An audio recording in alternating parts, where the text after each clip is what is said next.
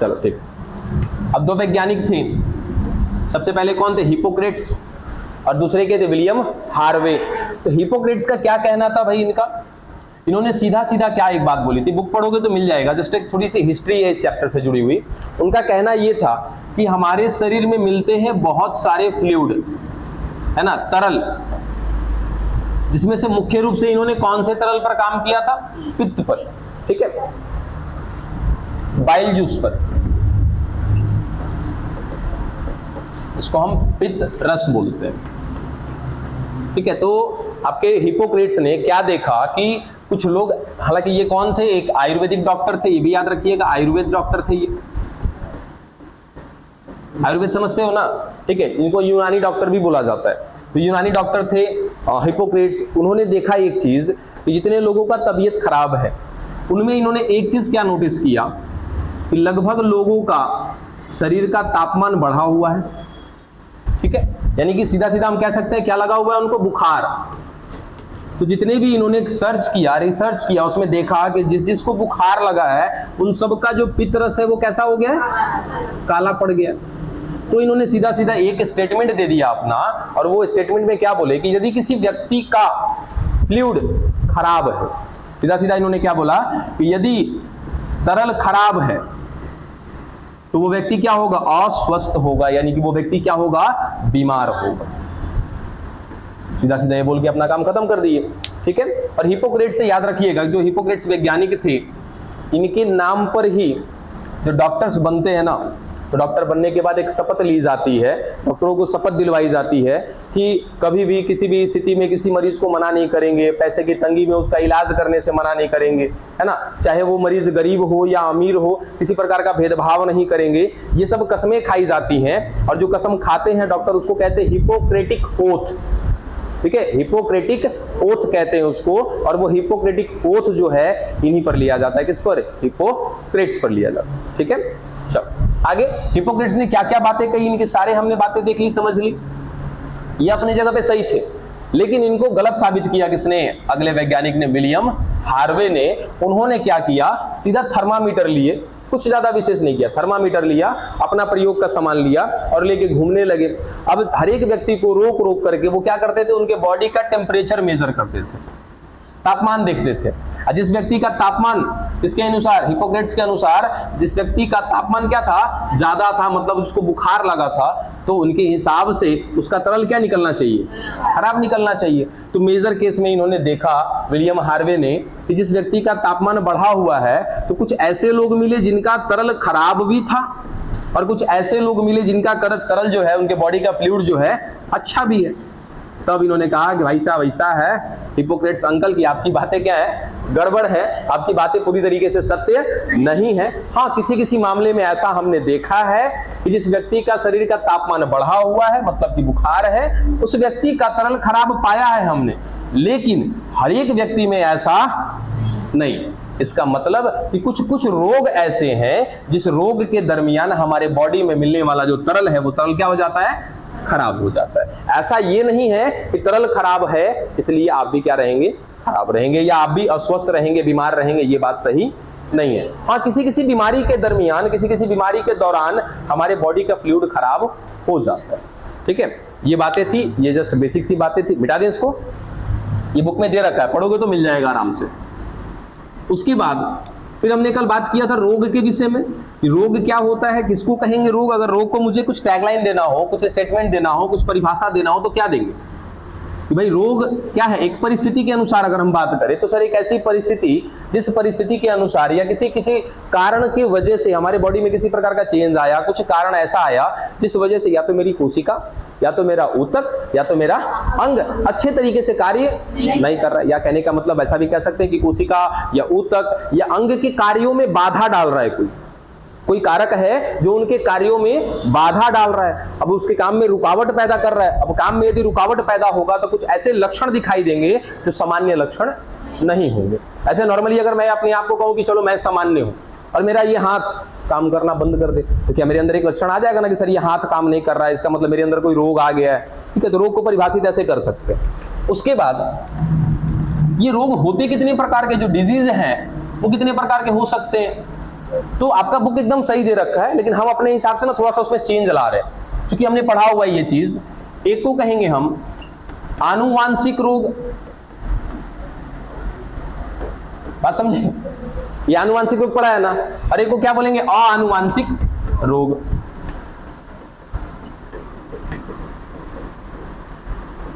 हो गए दो प्रकार के हमारे, ठीक है। या फिर आनुवांशिक ना कह के, चलो रहने दो, मैं आनुवांशिक ही रहने दो, या इसके साइड में एक और चीज लगा दो इसमें, उपार्जित रोग, ठीक है। उपार्जित से बात समझ में आ जाएगी।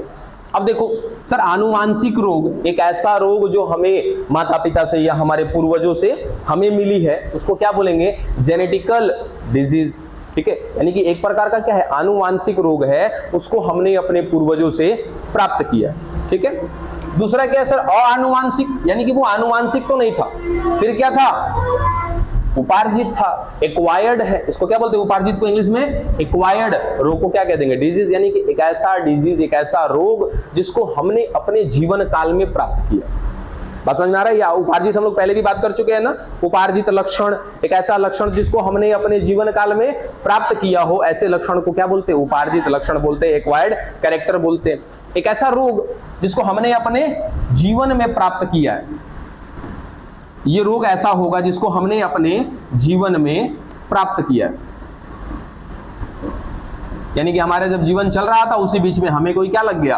रोग लग गया, तो ऐसा रोग क्या कहलाएगा बच्चा? आनुवांशिक रोग या तो उपार्जित रोग। अब इस उपार्जित रोग के बच्चे दो प्रकार हैं।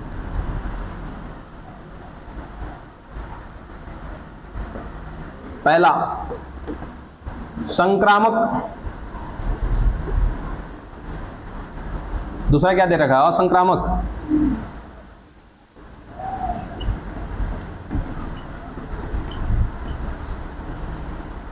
अब संक्रामक को क्या बोलते हैं? Communicable disease.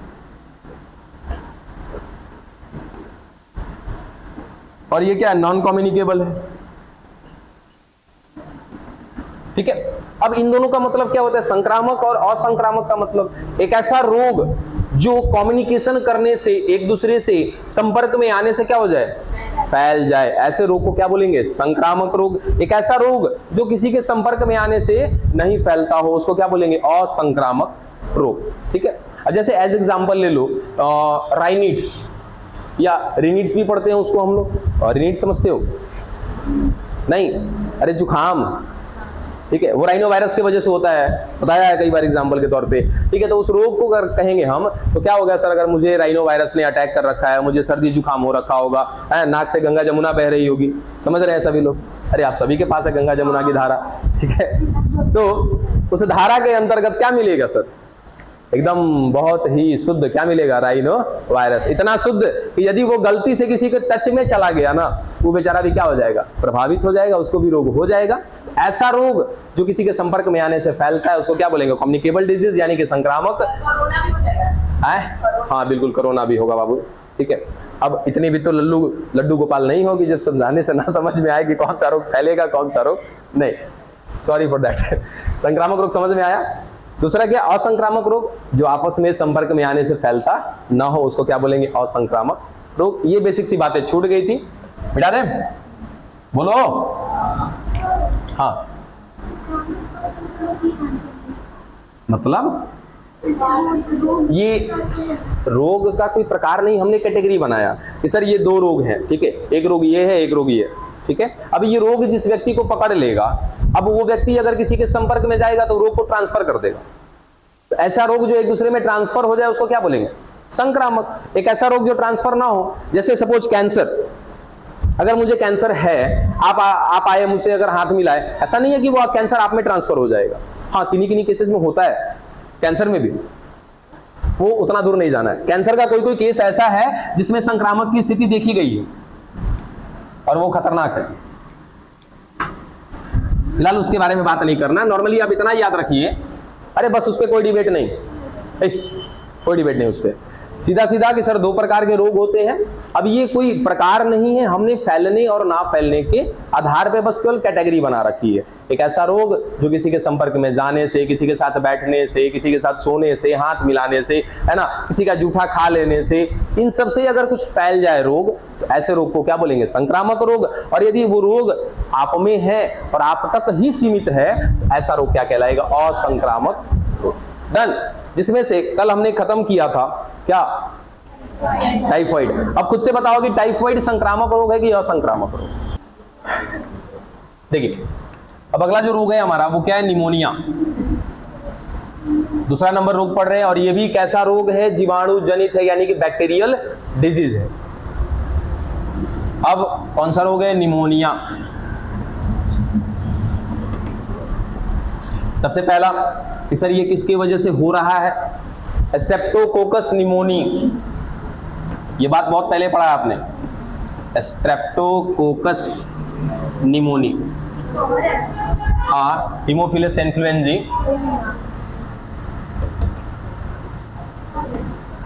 एक दूसरा है हीमोफिलस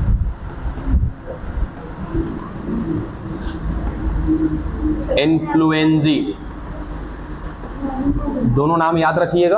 हाँ, क्या हो गया? क्या कपार पर चांसेस हैं थोड़े बहुत, ठीक है। चलो बात करेंगे अभी ना, फिलहाल क्या बोला हमने? निमोनिया। और निमोनिया जो है ये एक प्रकार का बैक्टीरियल डिजीज है, यानी कि कैसा रोग है सर? जीवाणु जनित रोग है। जीवाणु जनित रोग, यानी कि एक ऐसा रोग जो जीवाणु से होता है। कल हमने एक जीवाणु का रोग पढ़ा था, ठीक है, टाइफाइड पढ़ा था।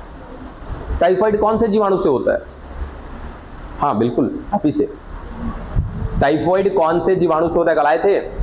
हाँ, पलट लो पलट लो पलट लो, पलटो पलटो, उसके दे दे कहां पे लिखा आपने। ये को घुसा अगर घमीरा बच गया तो लोग कहना।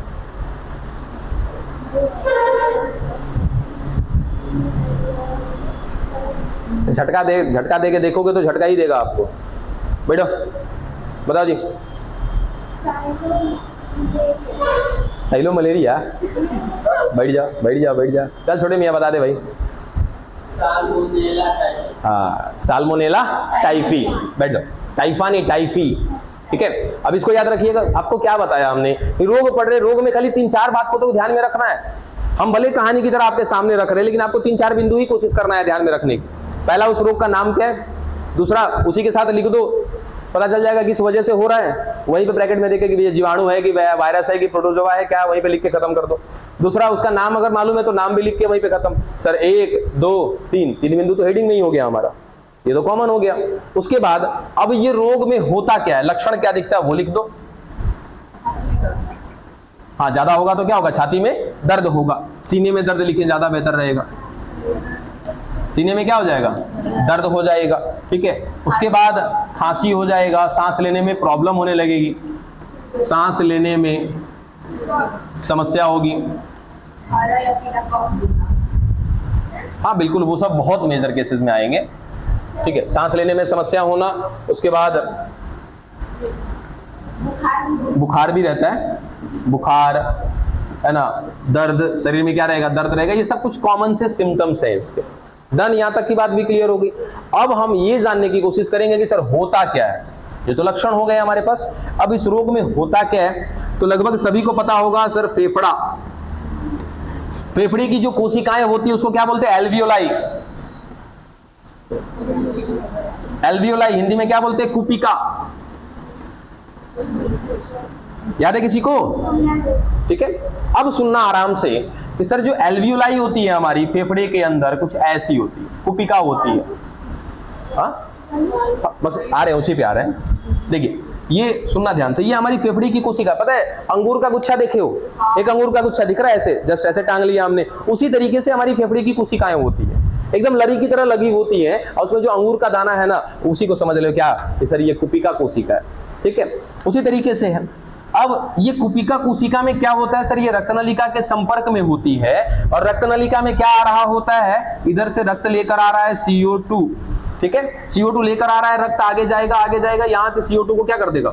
ऊपर भेज देगा। सर CO2 चला गया कुपिका में। हमने क्या किया था? सांस लिया था, ऑक्सीजन गया था, कहां पे गया सर? फेफड़े में गया था। वो फेफड़े में क्या आया हुआ है? ऑक्सीजन। यहां से ऑक्सीजन ट्रांसफर हो जाएगा रक्त नलिका में, यहां से अब रक्त क्या लेके जाएगा आगे?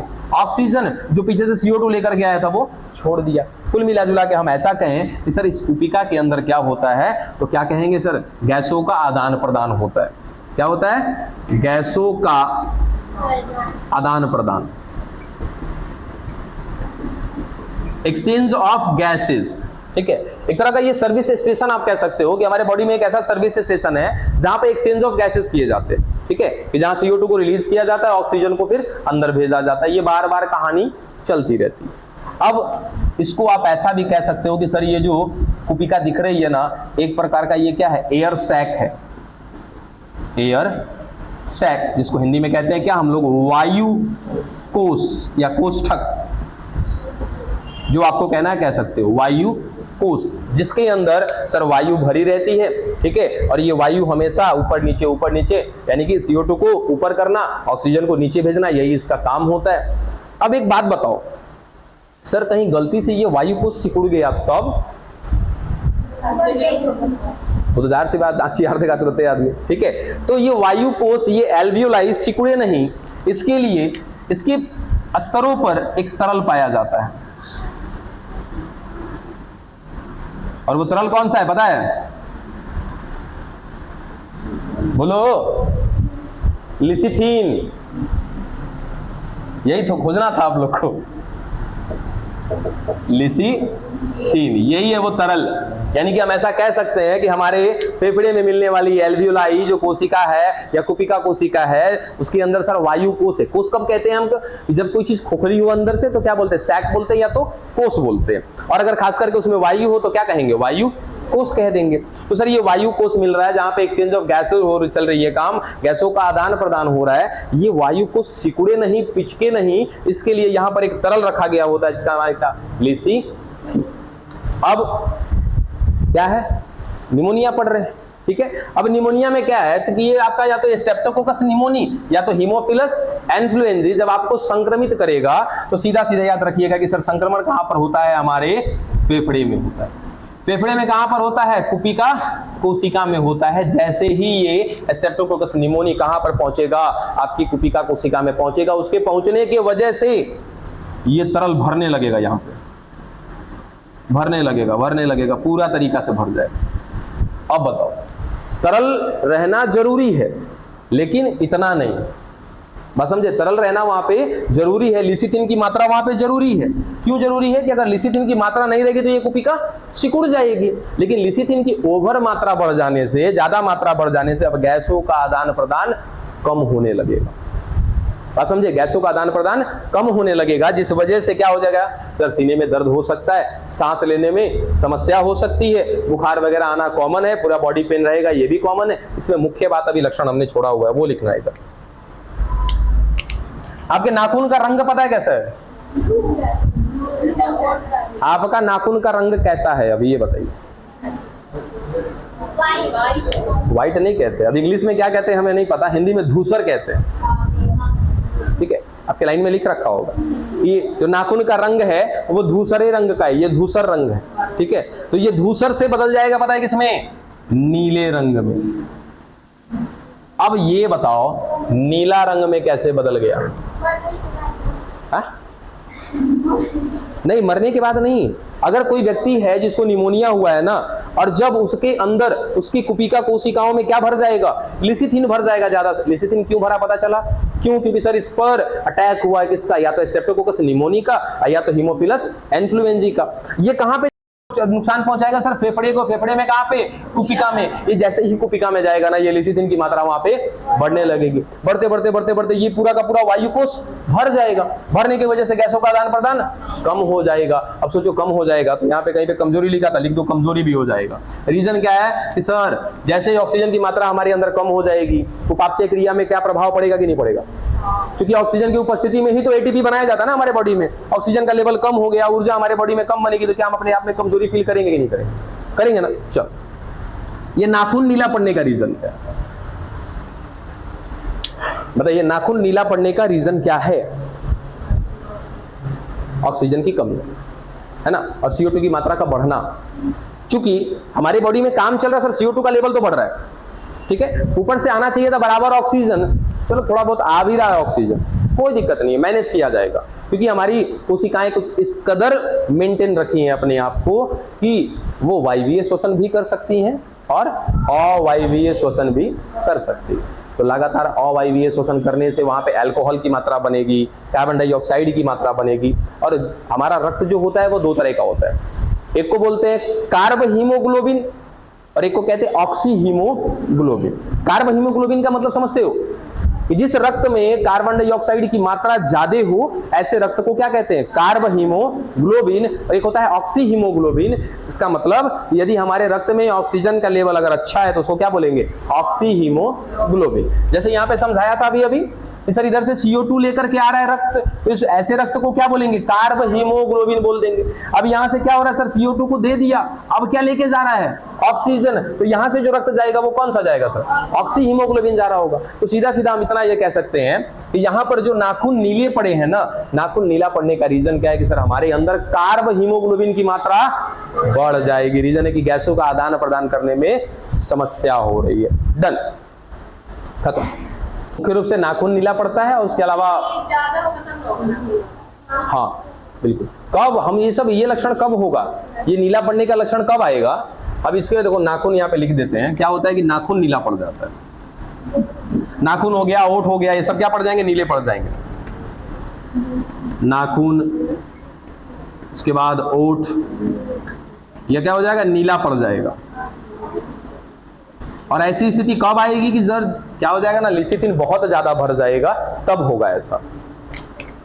शुरुआत के केस में ऐसा नहीं होगा, इतना जल्दी नहीं होगा ऐसा। खत्म, इसको मिटा दें। ये दोनों के दोनों रोग कैसे थे, जीवाणु जनित रोग थे, यानी कि जीवाणु से, बैक्टीरिया से होने वाले रोग थे। और एक दिया है आपको वायरस से पढ़ने के लिए, उसको भी खत्म कर लेते हैं।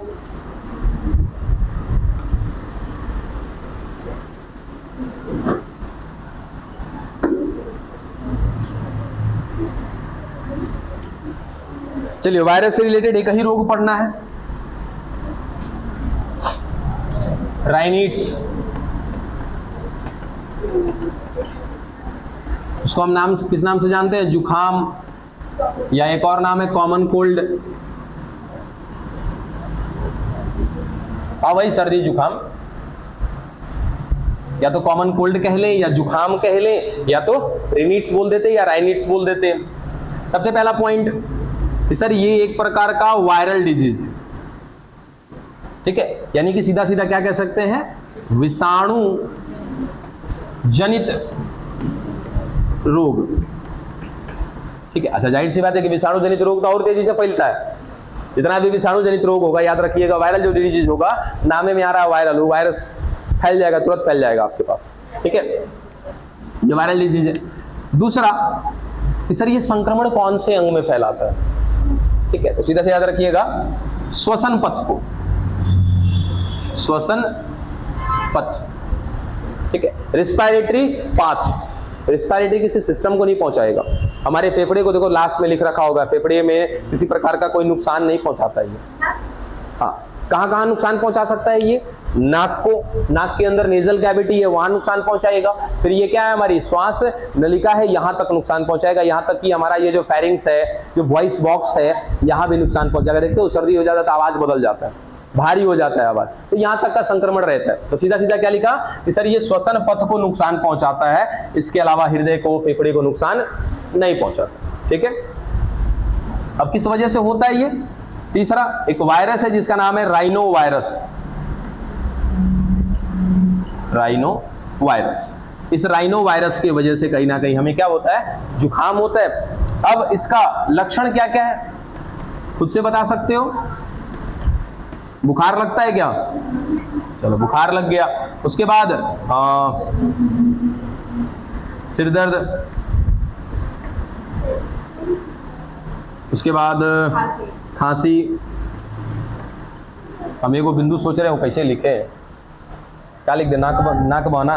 सर कुछ खाने पर ना टेस्ट। अच्छा हाँ, देखो टेस्ट नहीं मिलता है, उसका भी रीजन है, बता रहे हैं, कुछ टेस्ट प्राप्त नहीं होगा आपको। रीजन क्या है उतना डिटेल में नहीं जाना, बस आप बोल दिए तो बता दे रहे हैं। हमारे नाक के अंदर एक पतली सी झिल्ली होती है, वो झिल्ली क्या करती है, किसी भी स्मेल को पहचानती है और पहचानने के बाद अगर तंत्रिका को मैसेज देती है। अगर वो स्मेल पहले आपने स्मेल किया हुआ है, वो गंध आपने पहले महसूस की हुई है, तो तुरंत आपको मालूम चल जाता है अच्छा वो ठेकुआ छना रहा है ना। लेकिन उस समय क्या हो जाएगा कि इतना ज्यादा श्लेष्मा भर जाता है आपकी नाकों में, ठीक है, कि उस श्लेष्मा भरने की वजह से वो झिल्ली बंद हो जाती है। अब कोई भी स्मेल आएगा ना, आपको समझ में नहीं आएगा कि वो स्मेल है क्या चीज का। तो सर्दी के केस में आप स्वाद नहीं ले पाते हो, स्वाद मतलब आप फील नहीं कर पाते हो।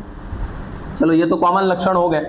अब एक काम और किया जाता है, आपके शरीर की जो तंत्रिकाएं हैं या आपके शरीर का जो इम्यून सिस्टम है, प्रतिरक्षा तंत्र जो है, वो क्या करता है कि कौन से पथ में प्रॉब्लम हुआ है, श्वसन पथ में, ठीक है। तो श्वसन पथ में एक हमारी ग्रंथि है जिसको बोलते हैं म्यूकस ग्रंथि या श्लेष्मा ग्रंथि। श्लेष्मा ग्रंथि जिसको क्या बोल सकते हैं, म्यूकस ग्लैंड। अब यहां से क्या होता है कि भाई हमारा ऑलरेडी श्वसन पथ संक्रमित है, सांस लेने में समस्या हो रही है, नाक इतना जाम हो जाता है, खिचखिचा जाता है मिजाज, ठीक है, उसका टेक अरे कभी ऐसा हो ना, अगर राई वाला नाक जाम है ना, दाया नाक जाम है ना, ऐसे मुंडी करते रहो कुछ देर तक, ठीक है। नया दाहिना नाक से क्या हो जाएगा, श्लेष्मा कुछ आ जाएगा बाएं वाले में, हाँ तो फिर इधर आ गया, अब इधर जाम हो गया, फिर इसको ऐसे करो, 2 बार 3 बार ऐसे करोगे ना, सही हो जाएगा, लेवल हो जाएगा, मतलब कि सांस लेने के लायक हो जाएंगे।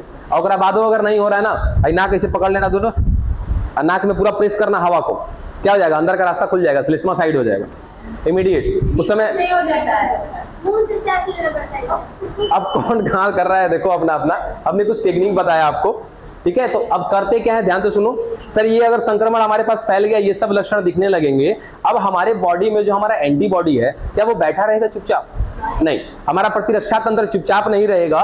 क्या करेगा वो कि ऑलरेडी हमारा श्वसन पथ संक्रमित है और राइनो वायरस हमारे अंदर ना घुस जाए, इसके लिए श्लेष्मा ग्रंथि क्या करना चालू करेगी, श्लेष्मा को स्रावित करना चालू करेगी और हमारा श्वसन पथ पूरी तरीके से श्लेष्मा से भर जाएगा, ठीक है। ये पूरा का पूरा सांस लेने में समस्या होने लगी तो पूरा का पूरा क्या हो जाएगा, श्लेष्मा ही श्लेष्मा भर जाएगा, ठीक है। और श्लेष्मा ये जानबूझ के भरा गया है, ठीक है, ताकि और राइनो वायरस आपके अंदर प्रवेश ना कर सके। अब ये बताओ कि ये संक्रमण संक्रमित है या असंक्रमित है, संक्रामक है ये भी, ठीक है, कम्युनिकेबल है। अगर किसी से कम्युनिकेशन में जाओगे, संपर्क में जाओगे, उसको भी फैला के चले आओगे।